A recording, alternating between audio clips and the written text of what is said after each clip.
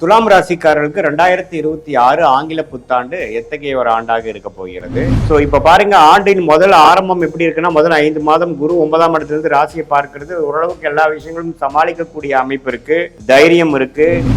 ஒரு 2 விஷயம் தவறா போனாலும் அடுத்த விஷயம் கை கொடுக்குற மாதிரி ஒரு அமைப்புகள் கொடுக்குது. பாக்கியங்கள் குறைவதில்லை, தந்தையார் வழியாக விஷயங்கள். அதே சமயத்தில் கடன்கள் பிரச்சனைகள்லாம் பெருசா ஆகாமல் 6ஆம் இடம்ங்கிறத சனி இருக்கும் பொழுது எல்லாத்தையும் கண்ட்ரோல் பண்ணி பிரச்சனையும் எதிரிகளையும் கண்ட்ரோல் பண்ணி வச்சிருக்கிறார். குழந்தைகள் விஷயத்துக்கு அதிகம் மெனக்கடக்கூடிய அமைப்புகள் உண்டு. ராகு 5ஆம் இடத்தில் இருக்கிறார், குரு பார்வை இருக்கிறதுனால கொஞ்சம் நல்ல விஷயத்துக்காக, படிப்பு விஷயத்துக்காக, மற்ற விஷயத்துக்காக நம்ம மெனக்கெடுதல் உண்டு.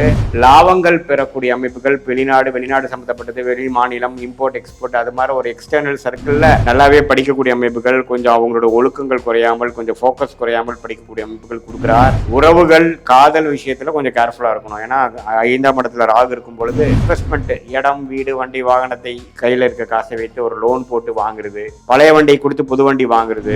ஆனா பணப்புழக்காட்டம் அதிகமாகும். அதே சமயத்துல விரயங்கள், தேவையற்ற செலவுகள் செய்யறீங்களாங்கிறது கொஞ்சம் பார்த்துக்கணும். எல்லாத்தையுமே ஓரளவுக்கு உங்களுக்கு சாதகமாக கொடுக்கக்கூடிய அமைப்புகள் இருக்கு. பெரிய அத்துமீறி போய் உங்க வாழ்வாதாரம் கெடுக்கிற அளவுக்கு இருக்கக்கூடிய அமைப்புகள் கொடுக்காது. தேவையற்ற பண விரயங்கள், சமய விரயங்கள் இதெல்லாம் தவிர்த்து நமக்கு என்ன பிராப்தம் இருக்கோ அதுக்கு தகுந்த மாதிரி செயல். இந்த வீடியோவில் நம்ம என்ன பார்க்க போறோம்னா, துலாம் ராசிக்காரர்களுக்கு 2026 ஆங்கில புத்தாண்டு எத்தகைய ஒரு ஆண்டாக இருக்க போகிறது.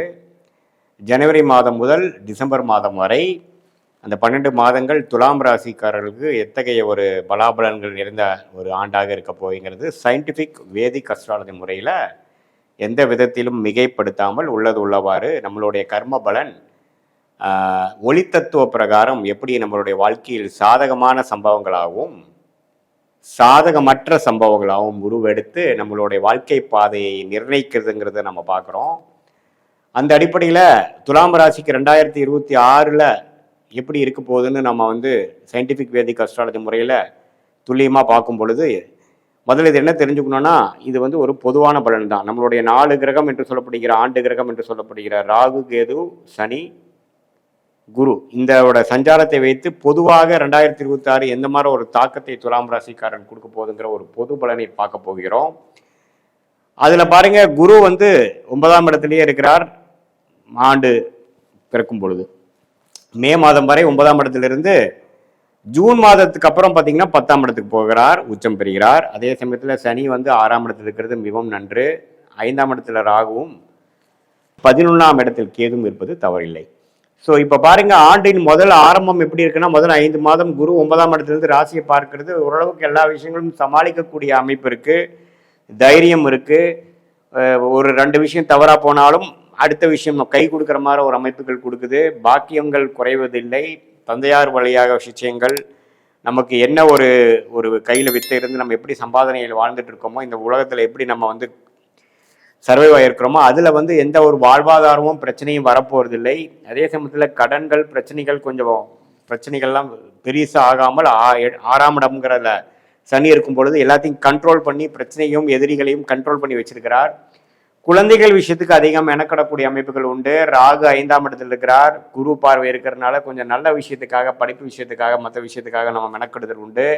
லாபங்கள் பெறக்கூடிய அமைப்புகள் வெளிநாடு சம்மந்தப்பட்டது, வெளி மாநிலம், இம்போர்ட் எக்ஸ்போர்ட், அது மாதிரி ஒரு எக்ஸ்டர்னல் சர்க்கிளில் தொழில் வேலை செய்திருக்கிறவங்களுக்கெல்லாம் கொஞ்சம் லாபங்கள் வரக்கூடிய அமைப்புகள் உண்டு. இது பொதுவாக ஆண்டின் முதல் 5 மாதங்கள் இது மாதிரி ஒரு அமைப்பு தான். பெரிய ஒரு பிரச்சனைகள் இல்லை, பெரிய ஒரு கை மீறி போகக்கூடிய வம்பு வழக்குகளோ, உடல் உபாதைகளோ, கடன் பிரச்சனைகளோ அதெல்லாம் இல்லாமல் ஓரளவுக்கு முன்னோக்கி போகக்கூடிய அமைப்புகள் உண்டு. மாணவர்கள் பார்த்தீங்கன்னா ஓரளவுக்கு நல்லாவே படிக்கக்கூடிய அமைப்புகள், கொஞ்சம் அவங்களோட ஒழுக்கங்கள் குறையாமல், கொஞ்சம் ஃபோக்கஸ் குறையாமல் படிக்கக்கூடிய அமைப்புகள் கொடுக்குறார். அதே சமயத்தில் தேவையற்ற உடல் உபாதைகள்லாம் இது வரைக்கும் கொஞ்சம் பிரச்சனை இருந்ததெல்லாம் கொஞ்சம் கண்ட்ரோல் இருந்து உடல் உபாதைகளும் ஓரளவு கண்ட்ரோலில் இருக்கக்கூடிய அமைப்புகள் உண்டு. உறவுகள் காதல் விஷயத்தில் கொஞ்சம் கேர்ஃபுல்லாக இருக்கணும். ஏன்னா 5ஆம் இடத்துல ராகு இருக்கும் பொழுது இந்த மாதிரி வேற ஒரு அந்நியரோட ஒரு பழகிறது, புதிய பழக்கம் அதில் ஈர்க்கப்படுகிறது, ஒரு தப்பான ஒரு சகவாசம் பெறுவது, அது மாதிரி விஷயத்தெல்லாம் கொஞ்சம் கேர்ஃபுல்லாக இருக்க வேண்டிய அமைப்பு துலாம் ராசிக்காரர்களுக்கு இருக்குது. மற்றபடி பார்த்தீங்கன்னா அந்த ஜூன் மாதத்துலேருந்து பார்த்தீங்கன்னா 10ஆம் இடத்துக்கு சனி குரு உச்சம் வரும் பொழுது 6ஆம் இடத்தை கனெக்ட் பண்ணுறாரு, 4ஆம் இடத்தை பார்க்குறாரு. ஸோ இதனால் என்ன ஆகுனா, ஒரு இன்வெஸ்ட்மெண்ட், இடம், வீடு, வண்டி, வாகனத்தை கையில் இருக்க காசை வைத்து ஒரு லோன் போட்டு வாங்குறது, பழைய வண்டியை கொடுத்து புது வண்டி வாங்குறது, ஒரு செடானை கொடுத்து ஒரு எஸ்யூவி வண்டி வாங்குறது, அதே சமயத்தில் ஒரு பைக் வச்சுருந்தீங்கன்னா பழைய பைக்கு கொடுத்து இன்னொரு பெரிய ஒரு கேடிஎம் அது மாதிரி ஓரளவுக்கு லக்ஸுரியான ஒரு வண்டி வாங்குறது, வீட்டில் வந்து சில சுப செலவுகள் செய்வது, சோஃபா செட்டை மாற்றுறது, கிச்சனை கொஞ்சம் மாற்றுறது, அப்கிரேட் பண்ணுறது, வாஷிங் மிஷின், இது மாதிரி சில வசதிக்காக சில சுப விரயங்களை செய்வது, சில சுப செலவுகளை செய்யக்கூடிய அமைப்புகள் வந்து கொடுப்பார். அதே சமயத்தில் வேலை, இது மாதிரி ஃபினான்ஷியல் லைனில், பேங்கிங் லைனில் சொல்லிக் கொடுக்கும் வேலையில் இருக்கிறவங்களுக்குலாம் ஒரு இடம் மாற்றம், ஒரு இம்ப்ரூவ்மெண்ட், ஒரு ப்ரொமோஷன், அது மாதிரி விஷயங்களும் கொடுக்கக்கூடிய அமைப்புகள் உண்டு. ஸோ அதே சமயத்தில் உடல் உபாதைகள், புதுசாக வந்து நம்மளோட லைஃப் ஸ்டைல் வந்து கொஞ்சம் செடென்ட்ரியாக வாழ்ந்துட்டு இருக்கிறவங்க, அதிகமாக உடல் உழைப்பு இல்லாதவங்களுக்குலாம் கொஞ்சம் டயபெட்டிஸு, தேவையற்ற உடல் அஜீரண கோளாறுகள், அது மாதிரி சில விஷயங்கள்லாம் கொடுக்கக்கூடிய அமைப்புகள் உண்டு. ஸோ 2வது ஆஃப் பார்த்தீங்கன்னா சில பெனிஃபிட்ஸ் வர மாதிரி இருந்தாலும் உடல் உபாதைகள், கடன்படுதல்ங்கிற மாதிரி சில விஷயங்கள் நடக்கக்கூடிய அமைப்புகள் இருக்குது. ஸோ ஆனால் பணப்புழக்காட்டம் அதிகமாகும். அதே சமயத்தில் விரயங்கள், தேவையற்ற செலவுகள் செய்கிறீங்களாங்கிறது கொஞ்சம் பார்த்துக்கணும்.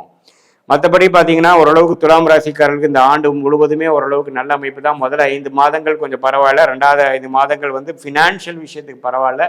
பட் இருந்தாலும் உங்களுக்கு எல்லை மீறி போகக்கூடிய செலவுகள், குடுக்கல் வாங்கலில் பிரச்சனை, உடல் உபாதைகள், வம்பு வழக்குகள், இதெல்லாம் கொஞ்சம் கேர்ஃபுல்லாக நீங்கள் டீல் பண்ணக்கூடிய அமைப்புகள் தேவைப்படுகிறது.